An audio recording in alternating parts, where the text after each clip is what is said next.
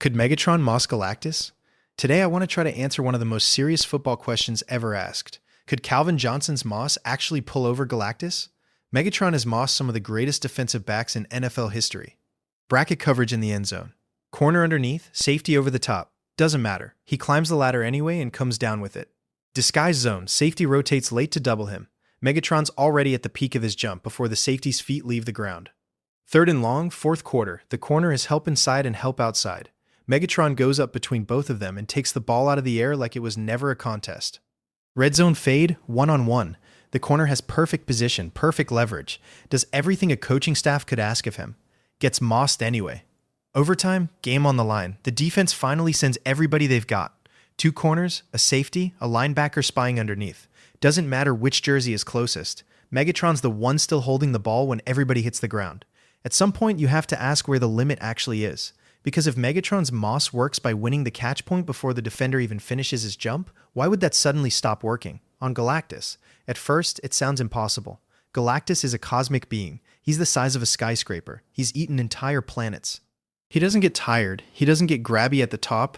He doesn't need help over the top because he is the help over the top.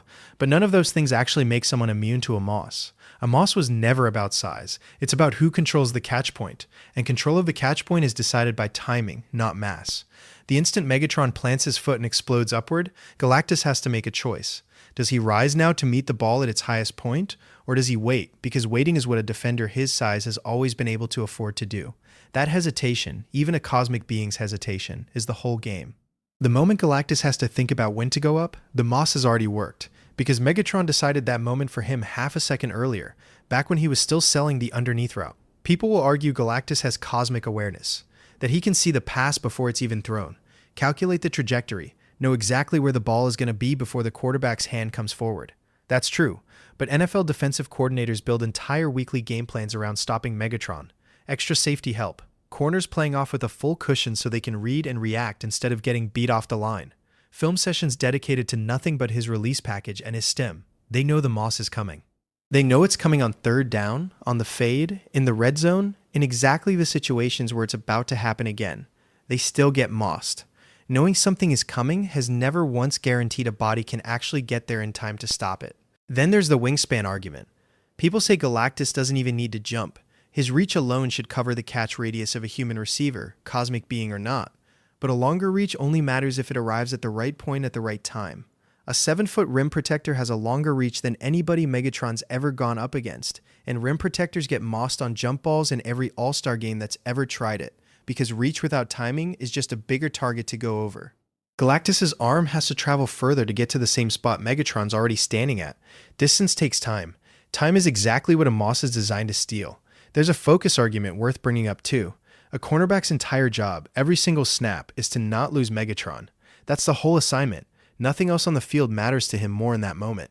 Galactus is supposedly tracking cosmic scale threats, weighing the survival of entire star systems, doing whatever it is a being like that does with his attention on any given afternoon.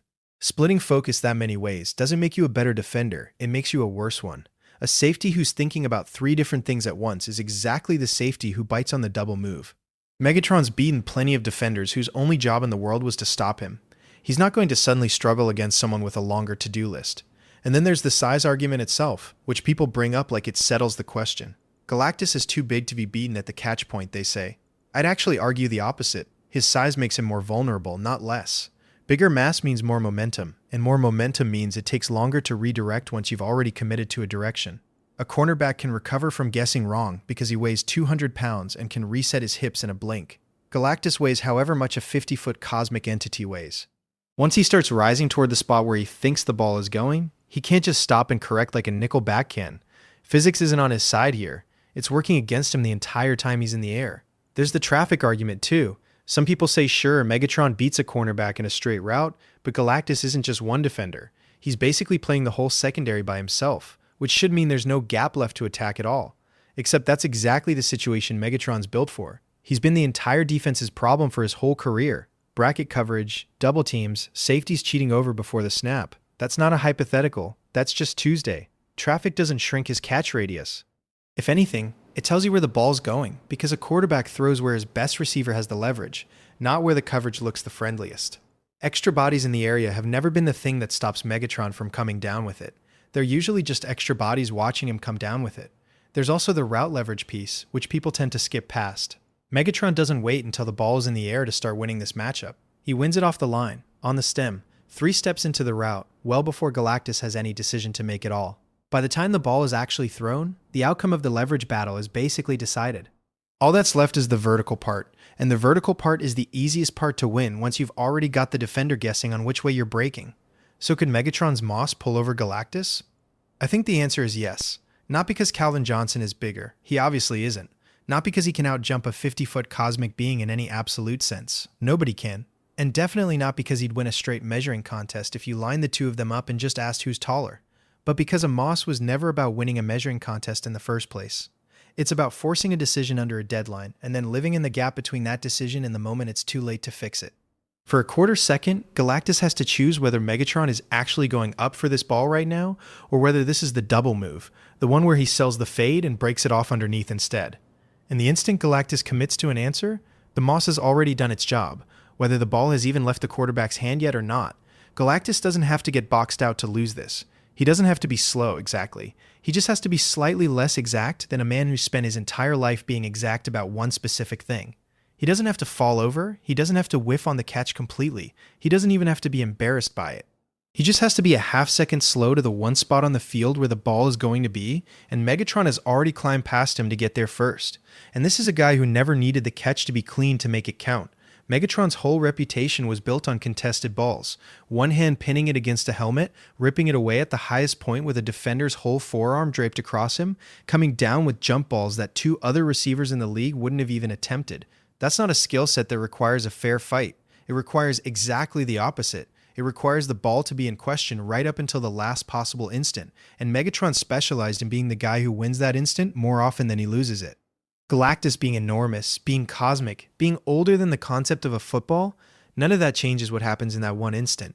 It just changes the size of the arm Megatron has to climb past to get there. Based on everything we've seen, the bracket coverage he shrugged off, the safeties who rotated over the top and still didn't arrive in time, the traffic that was supposed to shrink his catch radius and never did, a decade of defensive backs who watched the film, knew exactly what was coming, and still ended up looking straight up at the underside of his jersey number. I don't think Galactus is immune to that either. So yes, Calvin Johnson's Moss absolutely pulls over Galactus. Not easily. Not every single time. Probably not on the very first try, if we're being honest about it.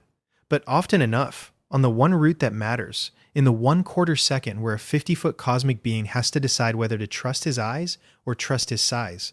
And that's really all a Moss has ever needed to work.